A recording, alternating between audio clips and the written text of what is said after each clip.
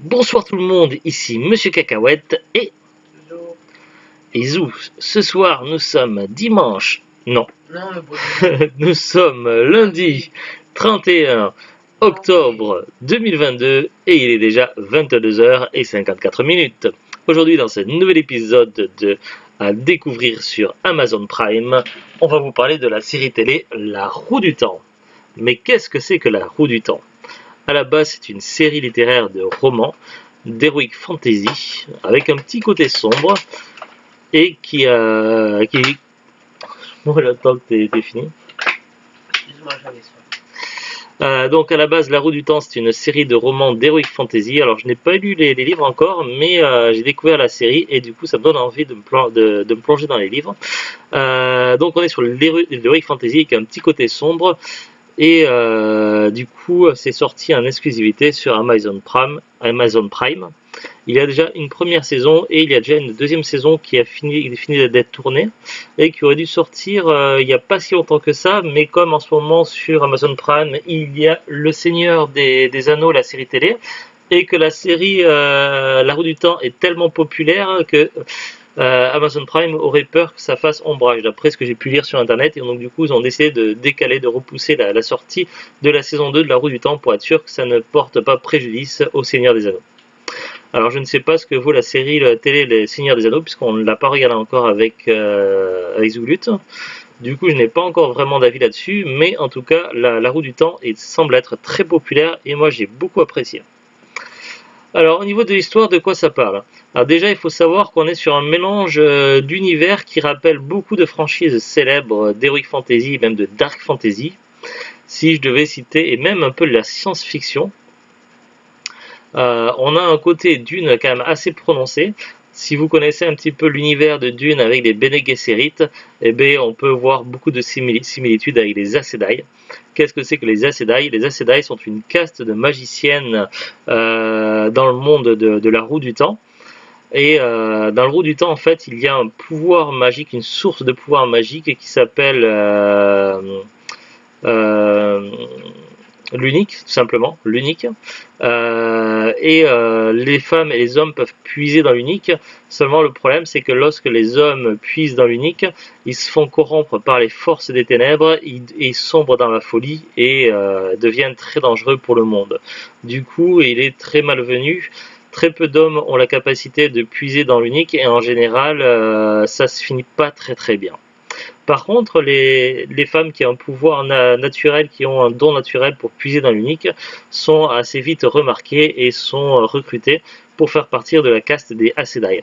Les Aes Sedai, ce sont des magiciennes qui sont là pour préserver l'unité dans le monde et également pour combattre les forces du mal.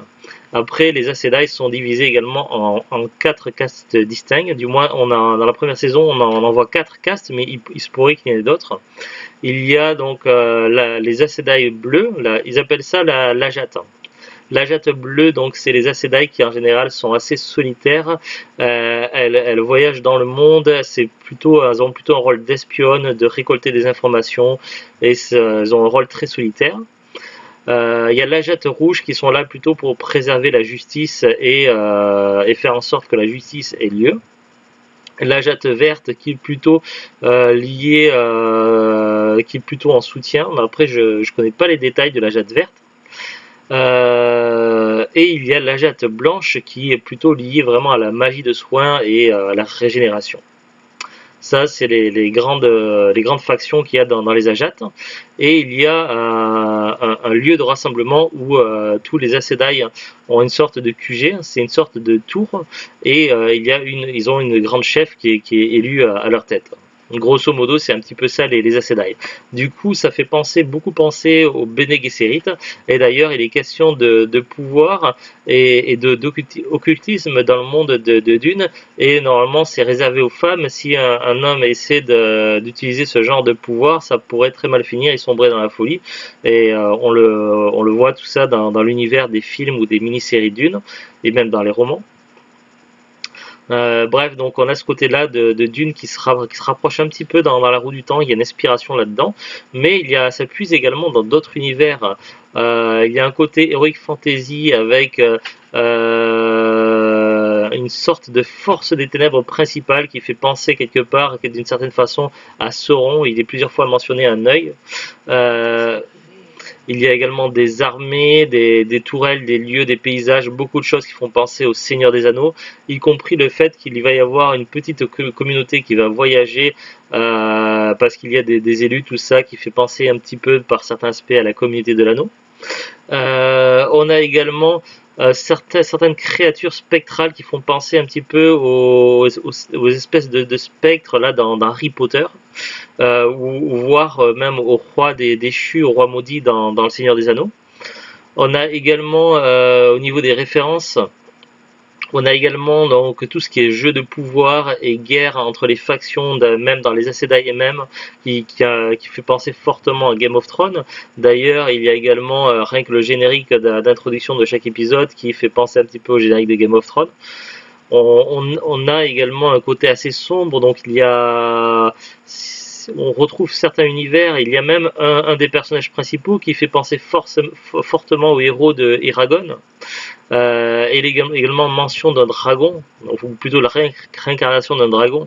Donc on a sous certains aspects, ça s'appuie dans tout ce qui est univers connu d'Heroic Fantasy et autres, Dune, Le Seigneur des Anneaux, Harry Potter, Game of Thrones, etc. Donc on a un petit mélange de tout ça, mais franchement ça rend bien, et il y a également quand même des choses qui sont propres à la série, donc c'est pas uniquement des choses rapportées de droite et gauche.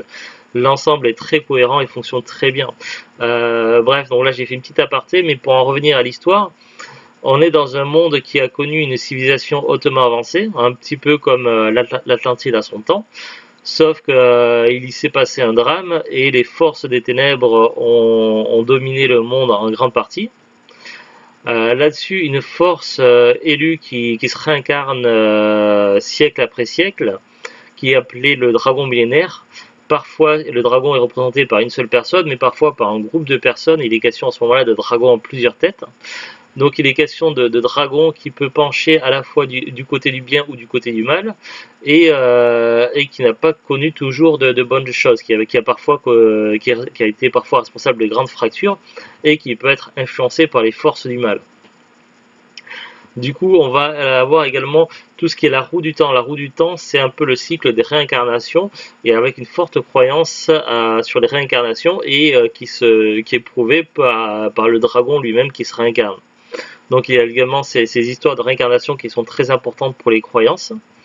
Au niveau de tout ce qui est décor et peuplade, on est dans un monde fortement inspiré de l'Orient, avec des côtés à la fois un petit peu tout ce qui est Asie, avec des côtés Chine, Corée, Japon et même Inde. Donc on a tous ces paysages et ces peuplades que l'on arrive à reconnaître plus ou moins, et qui donnent un côté un petit peu oriental et qui passe vraiment très très bien. Donc ça c'est un petit peu pour le décorum. Après au niveau des créatures démoniaques, donc il y a des sortes d'esprits spectrales, il y a des fantômes aussi qui font penser un petit peu également d'une certaine façon aux fantômes comme il y avait dans l'armée du roi dans le Seigneur des Anneaux, mais enfin du moins il y a certains lieux qui m'ont fait penser notamment un lieu maudit qui m'a fait penser un petit peu à ça. Il est également question il n'est pas question d'orques pour le moment, moi je n'ai pas vu d'orques, mais à la place l'armée des ténèbres utilise des sortes de minotaures qui fait office des orques du Seigneur des Anneaux, quoi, et qui est vraiment les troupes de base. Il y a également des humains qui se comportent comme des traîtres et qui travaillent pour les forces du mal. À savoir qu'il est important qu'il y ait un équilibre, notamment un des lieux très importants de cette saison 1 est symbolisé par le yin et le yang. Donc il y a quand même des notions très importantes. Le premier épisode est un petit peu lent, mais c'est normal, c'est pour poser les bases. Mais après, on est quand même assez vite captivé par l'histoire et ça devient de plus en plus spectaculaire, évidemment. Il y a de l'émotion, de la romance, de l'action, des effets spéciaux, de la magie, des pouvoirs assez impressionnants. Tout est d'une qualité vraiment très très impressionnante. Après, je sais pas s'il y a des choix de doublage, si c'est possible de voir en VO, STFR ou pas. Nous, on a vu doubler en VF et la doublage VF est d'excellente qualité. Les personnages sont charismatiques, on ne s'est pas ennuyé une seule minute. Et il y a encore plein de choses alors évidemment, il y a un final très intéressant dans la saison 1, mais il y a des choses qui restent en suspens et du coup qui seront certainement approfondies dans les saisons suivantes. Après, malheureusement, un des personnages principaux a décidé d'arrêter l'aventure, donc ce sera un autre acteur qui prendra son rôle. Après, a priori, Amazon aurait signé encore pour au moins 2 saisons. Tant que ça marche, ça continuera. Étant donné qu'il y a beaucoup de romans, donc j'espère que ça ira jusqu'au bout. On a eu la déception pour American God, où il n'y a pas eu vraiment de fin, puisque pour avoir toute l'histoire, il faut lire le roman. Donc c'est un petit peu dommage. Donc espérons que Amazon signe toutes les saisons jusqu'au bout pour qu'on ait vraiment une fin à l'histoire. Sachant que l'histoire en elle-même n'est pas finie puisqu'ils en sont au tome 25 je crois, je sais plus. Donc l'auteur écrit encore des livres sur la roue du temps d'après ce que j'ai pu voir sur Amazon. Bref, donc c'est une histoire très riche, très intéressante. Il y a également des trahisons, il y a plein de choses. À savoir que les Aes Sedai ont également un chevalier, un champion, un guerrier qui a été choisi, qui va être élu et qui va combattre à leur côté pour les protéger. Les Aes Sedai, eux, ils combattent principalement par magie et peuvent soigner également. Donc on est sur un univers assez incroyable, assez impressionnant. Sinon, pour en revenir à l'histoire, donc on est sur un monde qui a été fracturé, qui a connu une civilisation très importante, mais il s'est passé beaucoup de drames et le monde a un petit peu régressé dans un côté un petit peu moyenâgeux, ce qui est assez propre à tout ce qui est culture heroic fantasy. Du coup, ça se marie très très bien. Il y a également des factions de moindre importance que les Aes Sedai, mais qui sont tout aussi importantes pour l'univers, notamment les Sages Dames, qui sont des factions de guérisseurs qui protègent les villages et qui peuvent entendre le murmure du vent. Notamment parmi ces Sages Dames, il va y avoir 2 personnes qui vont faire partie du groupe de héros de l'histoire et qui vont s'avérer très importantes et très puissantes, notamment l'une des 2, je ne vais pas spoiler. Mais en gros, pour en venir à l'histoire, on va, donc sans trop spoiler, le début de l'histoire va se passer dans un petit village qui s'appelle les 2 Rivières. Dans ce village, il va y avoir une attaque par l'armée du Ténébreux. Finalement, il s'avère que 5 des habitants de ce village, l'un des 5 habitants de ce village pourrait être le dragon réincarné, mais on ne sait pas c'est lequel, et 5 personnes sortent du lot. Une des Aes Sedai qui s'appelle Moiraine, qui sera là sur place avec son champion et qui cherche le dragon réincarné pour pouvoir combattre les forces du mal. Elle va détecter de grandes forces sur 5 personnes, mais elle ne va pas être capable dans un premier temps de savoir qui est le dragon réincarné.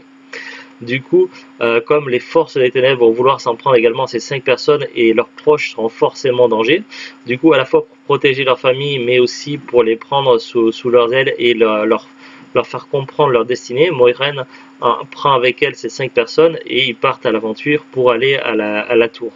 Sauf qu'en chemin, il va leur arriver plein de mésaventures et vont être attaqués à différentes reprises et être confrontés avec leur destinée. Grosso modo, c'est ça l'histoire.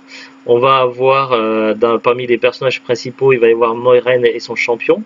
Il va y avoir 2 sages dames, dont une qui est ultra puissante et qui maîtrise de façon innée les sorts de soins.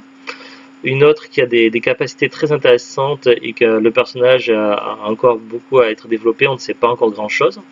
Parmi les trois hommes de cette compagnie de 5 plus les 2 Aes Sedai et les champions, il va y avoir un homme qui maîtrise fort, qui se débrouille très bien à l'arc et dont certains mystères sur ses origines, sur son passé restent mystérieux, on ne sait pas encore tout. Il va y avoir un homme également qui est tourmenté et qui est prêt à tous les sacrifices pour protéger ses frères et sœurs et qui va être à de nombreuses reprises tenté par les forces du mal, mais qui a une capacité innée pour résister et tenir le coup face aux forces des ténèbres. Il va y avoir également un homme qui va également connaître une grande souffrance au début de cette aventure et qui va se découvrir un pouvoir unique et qui va lui permettre de contrôler les loups et du coup rallier les loups à sa cause. Et il va également avoir certaines facultés qui sont propres aux loups, comme de pouvoir voir très bien dans la pénombre et autres. On va découvrir également un certain nombre de personnages importants et assez curieux. On est vraiment sur une série de haute qualité et qui a un potentiel vraiment insoupçonné, vraiment impressionnant. Je savais que cette série m'intéresserait, donc c'était une série qui était dans ma playlist depuis un moment sur Amazon Prime. Avec Zuglut, on choisit à tour de rôle les séries que l'on regarde sur Prime. J'avais choisi dernièrement American God, donc c'était à son tour. Elle a choisi La Roue du Temps et j'ai été vraiment surpris. Donc je pensais que la série me plairait, mais franchement, j'étais vraiment impressionné. La série est juste incroyable. Si vous êtes fan d'Heroic Fantasy, je vous la conseille fortement. Après, il faut avoir évidemment un abonnement à Amazon Prime. On va regarder maintenant ensemble la fiche Wikipédia de La Roue du Temps. Enfin, la fiche Wikipédia de la série télé, puisqu'il y a également une autre fiche Wikipédia sur les romans. La Roue du Temps, The Wheel of Time, est une série télévisée de fantasy américaine créée par Rafe Judkins, diffusée depuis le 19 novembre 2021 sur Prime Video. La série est une adaptation de la suite des romans de Robert Jordan et est produite par Sony Pictures Television et Amazon Studios. La Roue du Temps suit Moiraine, membre de la puissante organisation de femmes Aes Sedai, qui peuvent canaliser et utiliser la magie. Elle amène avec elle 4 jeunes ordinaires d'un petit village de montagne qui a été détruit à la suite d'une attaque des forces du Ténébreux, entité maléfique qui cherche à détruire la trame du temps.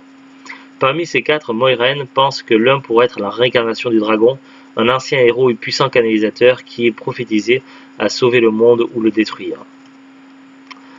Acteurs principaux: Rosamund Pike qui joue Moiraine, Daniel Henney qui joue Alan Mandragoran, Zoe Robbins qui joue Nynaeve Almere, je suis désolé, Madeleine Madden qui joue Egwene Alvera, Joshua Stradowski qui joue Rand Thor, Marcus Rutherford qui joue Perrin Aybara.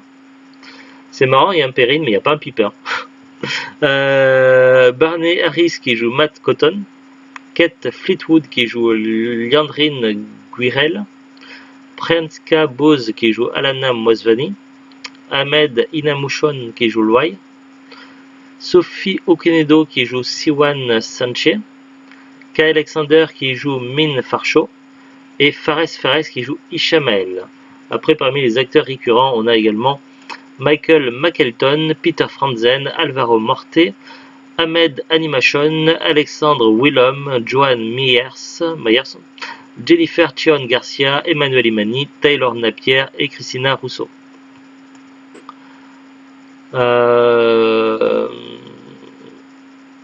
Après, il y a plusieurs paragraphes qui parlent du contexte, développement, distribution des rôles, tournage. Pour les épisodes, en tout, pour cette saison 1, il y a 8 épisodes. Les adieux, épisode 1, l'épisode 2, l'attente des ténèbres, l'épisode 3, un endroit sûr, l'épisode 4, le dragon réincarné, épisode 5, sortie du bois, épisode 6, la flamme de Tarvalon, épisode 7, l'ombre sur les chemins, épisode 8, l'œil du monde. Pour la deuxième saison, il est dit qu'elle est prévue pour 2022 ou 2023. D'après certains sites, ça serait peut-être pour décembre 2022. À voir. Pour le moment, on n'en sait pas plus, mais je suis impatient d'avoir la suite de La Roue du Temps et c'est vraiment une série qui est vraiment incroyable que je recommande fortement. Allez, à très bientôt tout le monde, bonne soirée, au revoir.